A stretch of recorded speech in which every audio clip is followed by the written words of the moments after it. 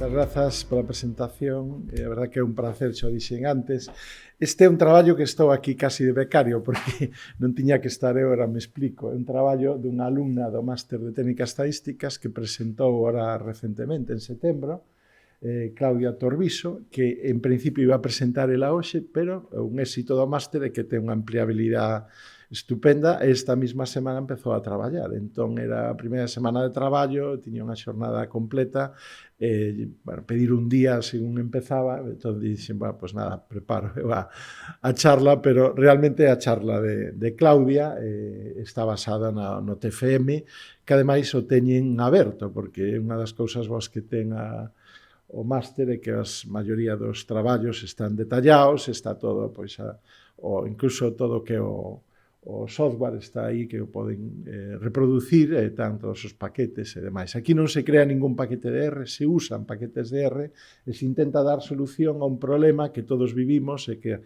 a todos pois, nos está todavía moi cercano. De feito, ven que están agora incluso volvendo a usar mascarillas por Alemania e por algún outro país, e, bueno, non saímos de todo, desgraciadamente, entón sí que é un tema que preocupa. Entonces, o objetivo era intentar ver se os gráficos de control, era un tema que propuxemos aí nos traballos do máster, como vimos que era un tema que era moi real e que tiñamos datos proporcionados por Covivens, que era un proxecto que agora lles explico, que ten que ver co estudo das augas residuais, e que me tocou moi de cheu pola parte algo técnica, pero sobre todo como a parte de vicerreitor, porque era dos que recibíamos o reitor, recibía eu, conselleiro, os alcaldes da comarca, e cando confinábamos unha zona, éramos culpables de confinar unha zona, porque realmente eran medidas totalmente que determinaban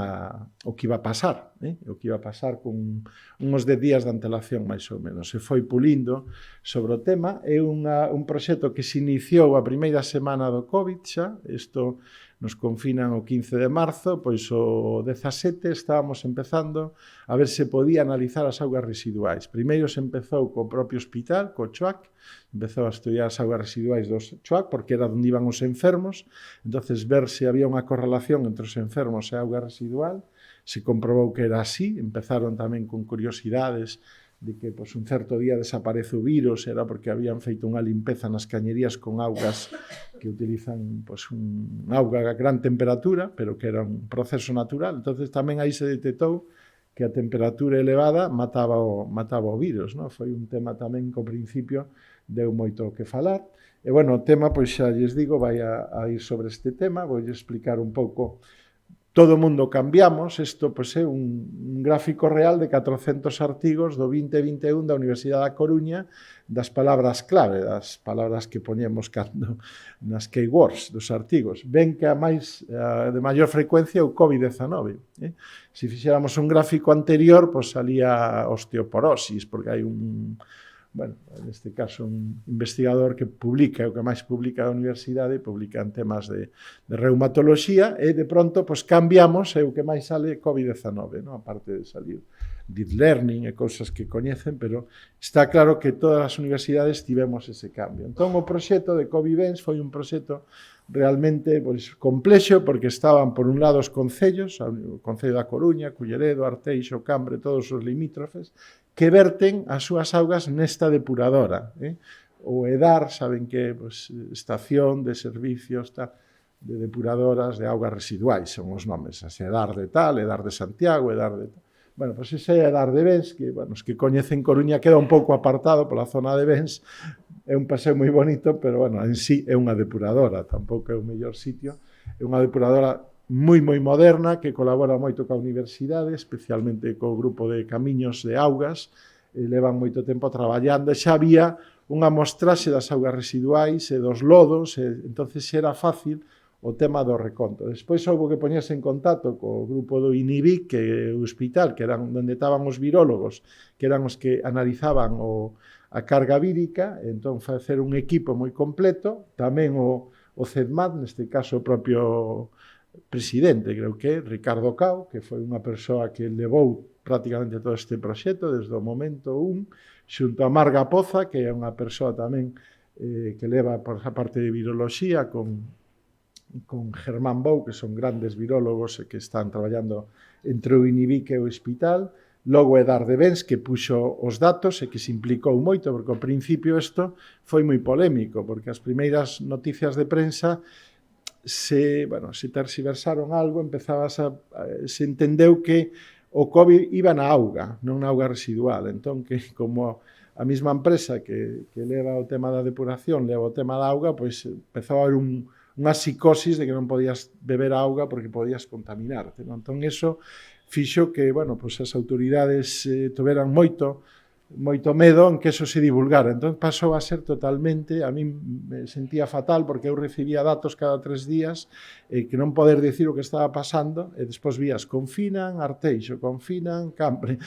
Claro, confinan porque que sale unha gran carga vírica. Entón, aquí fixeron un traballo excelente que está publicado, parte del, logo comento, que era determinar coas curvas e todo eso que porcentaxe había de carga vírica, determinar en contaxios persoa. E a verdade é que funcionaba, unhas correlacións de 0,9. Entón, aí sí que hai un traballo estadístico fino, con informáticos tamén, do CITIC, xente como Susana Ladra, que estuvo moi activa, o propio Ricardo preparou un modelo que funciona de maravilla, e xa digo que eso teñen publicado, logo teñen aí a referencia, e que, este era un tema, entón, a un se lle pregunta que, ao mellor, incluso determinaban tamén o das variantes, cando a Ómicron, se a tal, todo isto que todos temos aínda, porque parece que pasou un século, pero pasaron uns días, non? Isto poden encontralo, todavía a web está activa, e teñen todos os datos e tal, e se sigue... Pero, xa digo, foi un traballo espectacular. Entón, nosotros, desde o punto de vista do control estadístico de calidade, pensamos, Javier Tarrío é unha das persoas tamén que colabora neste traballo, que estaba aí nese proxecto, de feito, lle tocou moito de programar en R, moita parte da R o fixo el, pois dixemos, pero os gráficos de control podese facer para aquí. Hai algo sobre isto, empezamos a mirar, efectivamente, xa había algúns casos, donde este caso de Perry do 21, que fixo uns gráficos móviles de control, pero que, non resultaban de todo claros, eran difíciles de entender por las autoridades, pero, están aí, son que chaman gráficos híbridos de Shihar, basados nos típicos gráficos de control. Logo hai outra alternativa tamén da mesma época, claro, porque isto do COVID é moi reciente, son artículos que saliron moi recientes, desde Inquelas, isto fixo sobre no estudio nos Ángeles, entonces fixo uns gráficos moi interesantes onde poñía, cando empezou o COVID, cando se pechan as escolas, cando hai Halloween, hai un pico, todo isto que das olas e tal, os americanos tamén, lóxicamente, o fan eu teño moi estudiado, non? Pero, propiamente, gráficos clásicos vimos que non había, pensamos en facer un gráfico que se usa moito en temas médicos, que é o que chama un gráfico de embudo, que é un gráfico onde se poñen as mortes, por exemplo, mortes en quirófano, tal, de operacións problemáticas, ou mortes, en este caso, de maiores de 65, que se lles fixe un implante de cadera, se vai poñendo un valor clave, que en ese caso era o 9%, era o que estaba tal, entonces se van facendo uns intervalos, se pode facer un seguimento, pero isto tampouco nos valía porque non había históricos para facer isto. Entón pensamos usar un paquete, neste caso, porque nosotros temos o QCR, empezamos a facer no Quality Control Review, gráficos de control, pero claramente non valían de nada, todos os datos estaban fora de control, hai unha correlación clarísima, unha autocorrelación. Dices, vamos probar gráficos de medias móviles ponderados, ENMA, que a veces funcionan, os CUSUM porque levan acumulación, nada, tampouco eso, poderos probar, pero non salía nada. Entón, detectas autocorrelación forte, entón dices, vamos a modelizar con ARIMA, entón fixemos aí, aplicando o paquete que coñecen de seis temporales, instrucción autoarima e tal, de forecast, e fixemos o estudio de un modelo ARIMA, 212, que era o que mellor axustaba os datos, entón aplicamos os gráficos de control os residuos, que isto xa fixéramos nun tema de eficiencia enerxética, nun artigo que incluso, tuvo un premio, e que pensamos que era moi aplicable aquí polo tipo de datos. Efectivamente era aplicable, empezábamos dependendo se eran gráficos de medias individuales, gráficos Shihar clásicos, gráficos EMMA, gráficos COSUM, víamos que máis ou menos salían os límites de fora de control moi similares, pero había diferencias, porque bueno, son máis conservadores que outros. Entonces, vemos que eso funciona, podemos levar esos valores de fora de control, pois un gráfico de dispersión e ver xusto cando caían as prealarmas, é dicir, usar isto como unha prealarma do COVID para tomar unha decisión bueno, neste caso, de cerrar ou de pechar zonas. O monitoreo non era tan fácil, porque saben que os gráficos de control teñen unha fase 1 de control e unha fase 2 de monitoreo. Unha vez que tes os límites de control que se fan límite superior e inferior, eliminando todos os datos fora de control, e logo usas eso para o monitoreo. Vemos que aí hai un problema, porque salen demasiados puntos fora de control, non é sensible, logo facemos o axuste dos residuos e vemos que aí sí se pode coller co modelo ARIMA que teñen aí saldríamos a mesma gráfico de dispersión dos datos, que sí que dá unha relación bastante interesante, pero bueno, tampouco é isto, aunque sí, podes aplicar gráficos de control, e incluso penso que isto se podría publicar, porque polo que eu vin nadie aplicou gráficos de control, e xa solo o modelo ARIMA, e aplicar os residuos, pois era algo novedoso, no campo do COVID, pero logo empezando a ver, xa polo TFM, cando estábamos con Claudia, facendo xa casi tiña, vimos que había uns gráficos moi interesantes que eran moi parecidos aos gráficos de control, pero que se utilizaban para outro tipo de cousas, para epidemias de gripe e tal, e que nosotros podíamos meter aquí, que son gráficos do mundo de epidemioloxía, e que son os EARS, ou Sistema de Detención Temprana de Anomalías ou Aberracións, que pola palabra en inglés é el Aberration Detecting System.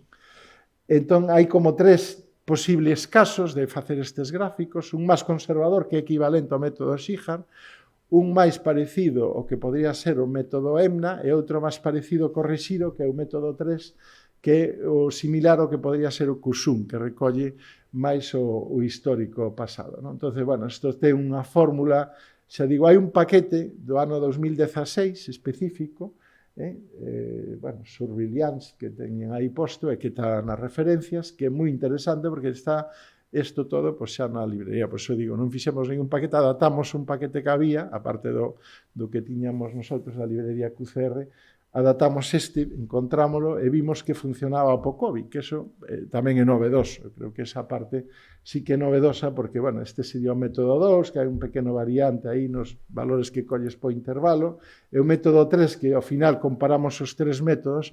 Además, aquí non había nin que facer simulacións, porque como tiñamos datos históricos e o que estamos predecindo que vai pasar, xa sabemos o que vai pasar, porque utilizamos os datos de fai 6 meses. Entonces vemos se realmente o que predixo a prealarma foi alarma ou non foi alarma. Entonces comparámoslo co real. Entón, bueno, o método 3 funciona moi ben, predice moi ben, era capaces, os gráficos son deste estilo, son os gráficos que estas liñas azuis farían o que serían as liñas de control, equivalentes ás liñas de control. Aquí estaríamos, pois, neste caso, pois, persoas con COVID, aquí carga vírica, son gráficos que podes utilizar dependendo dos datos que lle metes de COVID ou de carga vírica, pois che van dando as determinacións. E teñen a ventaxa de que determinan as prealarmas moi interesantes de cando empezan as olas e che detectan con antelación, xa digo, de 8 ou 10 días, máis ou menos, dependendo de como se quite a mostra e que tipo de estudio se faga, che detectan con antelación, che fan un estudio de prealarma. Isto sería po método 1, po método 2, bueno, en todo o caso, po método 3. Xa digo, todo isto, a información teñena no TFM propiamente, porque isto é un resumo dos resultados da aplicación. As conclusións, pois, é que empleamos gráficos de control, neste caso, quizás por primeira vez, temos en conta a autocorrelación para modificalos e aplicar un ARIMA. Logo utilizamos este tipo de gráficos de detección de alarmas tempranas, os C1, C2, C3, vendo que o C3 é o que mellor vai, e que este pois, é un método que funciona. Simplemente por cerrar con unhas bibliografía, lóxicamente, pois, o TFM o traballo, o resumo do traballo de Claudia, que o teñen na web do máster, e o poden baixar sin problema en PDF, e aí está pois, moita información. Logo, todo o tema de Covivens, que na web de Covivens, de Darvens, sigue estando activo e o poden ver aí. Despois, ese artigo no que nos basamos, que fixemos para temas de eficiencia energética, para a cuestión de utilizar un ARIMA para modelar os datos e utilizar gráficos de control dos residuos do modelo. Non? Ese é o traballo con Inés Barbeito, tamén unha alumna que foi do Máster de Técnicas Estadísticas e fixo doutorado. Este é un gran artigo coral, onde está Javier, Ricardo, xente que aquí coñecen. Entre os firmantes, estes son todos os investigadores, que aproveito para agradecerles que nos pasaran os datos, porque estes datos son moi sensibles, que colaboraron no proxecto Covivens, que para min é un proxecto que sempre poño como un exemplo de proxecto colaborativo, porque se montou en menos dunha semana persoas dun hospital, dun centro de investigación, de grupos bastante distintos que tiñan que colaborar. Isto está publicado en Stoten, en Science of Total Environment, unha revista de impacto, bastante boa. E, bueno, xa... Perdón, que isto non... xa uns traballos últimos, o do traballo este dos gráficos híbridos, o do tema dos gráficos de funnel, dos gráficos de embudo, e, bueno, algunha referencia nosa do paquete QCR, e tamén antes comentaba, creo que Miguel, o tema de Hitboot para QCR. Bueno, pois agora, a verdad que Miguel Flores, que é un tamén antigo estudante deste máster de estadística, e un brillante profesor en Quito agora, que está en Quito, en Ecuador, non sei se nos sigue, porque sei que está isto tamén para Ecuador, pois ten moi activo esta páxina, a verdad que a ten moi actualizada e ten moitísima información, incluso vídeos de conferencias, igual hasta pongo un link a esta, e bueno, é unha forma, a maiores de que eso sí que está publicado en R-Journal o paper, pero aí hai moita máis información de datos, e vamos actualizando e vamos subindo. Hai unha maneira tamén de darlle publicidade á librería esta de Quality Control Review. E nada máis para a miña parte, non sei como ando ben de tempo que non mirei nada. Alguna pregunta?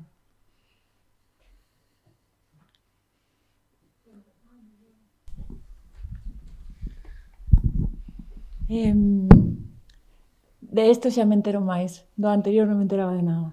Máis estatística. Sí, epidemióloga.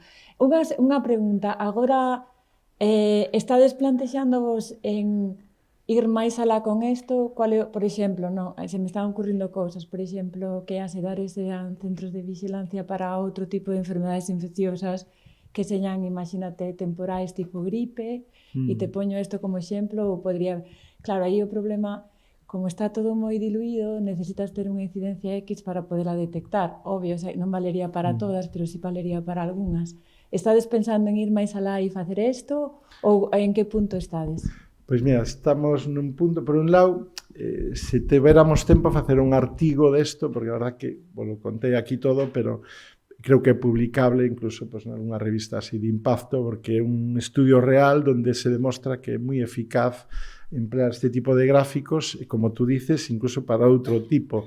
Xa non só de enfermedades, porque nas augas residuais detectas o consumo de coca, o consumo de antibióticos, e podelo detectar o sea, te podes facer aquí nesta facultade, na salida dos tubos, e de feito fixemos algunhas mostras nas facultades de Coruña, e detectas. O único problema que tes nunha facultade é que, bueno, a xente ten que ir ao baño, e aquí vives relativamente un tempo, non é o mismo que... Tamén o fixemos na residencia de ancianos, e había un problema añadido cos ancianos que teñen un problema, bueno, pois que se usan pañais, que é certo, pois entón non estás mostrexando ben o tema que tes que mostrear, non? Aí é un problema. Pero sí, e despois hai agora isto pola parte do... Xa hai un estudio maior no que está tamén Ricardo e algúns colegas das EDARs de medio España. Ahora están isto, viron aí unha solución moi interesante para facer un seguimento, e sí que se está, non? Sí que a maiores de Darvens hai máis proxectos deste tema. Nos, a verdad que fomos pioneros, non o podemos divulgar porque realmente, bueno, pois non había por parte, además eran varios alcaldes e cada un tiña a súa opinión, había pois un que si quería, isto hai que conocelo, outro, entonces é moi difícil, por aparte, pois algúns por eles publicaban cousas e logo era un conflito aí de tema, ¿no? De ese momento, porque ben saben que non era nada fácil, ¿no? Cando estábamos todos aí pechados nas casas e de pronto que salira un estudio que xa sabías que te iban pechar 8 días antes, ¿no? Cosas así, pois non era... Pero bueno, o estudo son datos que non teñen trampa, que se facían 3 mostras cada vez, cada 3 días, había un traballo moi intenso da xente que facía os mostraxes, despois os estudos, xa digo, detectaban todo tipo de... Se facían en distintas zonas, non só na parte de dar, porque hai unhas zonas de control, sobre todo en Coruña, e se detectaba por zonas, pero xa digo, podes facelo por bloques de viviendas. De feito, o MIT, o en Haití, o fixo posterior a nós, pero levou a todos os centros que ten en Boston, en Cambridge, non sei se que parte do lado, pero levou e está facendo un seguimento moi real, sobre todo as residencias de estudiantes, supoño que sacará máis datos, porque xa digo, que eso é unha información incluso de cara a policía, non sei se é bon ter tanto control, eu tamén digo que é un control, porque aí é moi difícil mentir, no tema que vai polas cloacas, no? Había outra pregunta, Manolo.